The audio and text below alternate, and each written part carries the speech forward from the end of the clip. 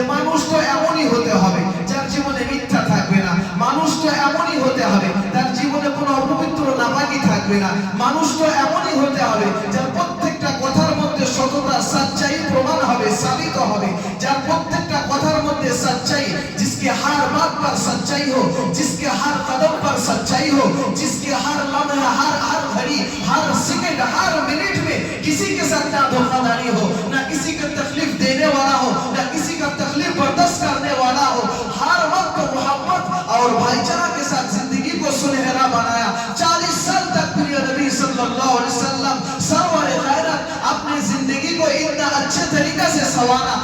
एक सुनहरा जिंदगी संवारा 40 साल तक। उसके बाद अल्लाह की तरफ से एक पैगाम आया। এই জীবনটাও বাকি জীবন ছিল। 40 বছরের সুন্দর জীবন মানুষের কাছে তিনি প্রেজেন্ট করেছেন, সততা দিয়ে, আমানতদারি দিয়ে আল আমিন লকব পেয়েছেন। এমন লকব যে আরবের জমিনে সেই সময় বড় বড় ধনাঢ্যশালী ব্যক্তিবর্গরা, বড় বড় সাহিত্যিকরা, বড় বড় কবিরা, বড় বড় প্রসিদ্ধ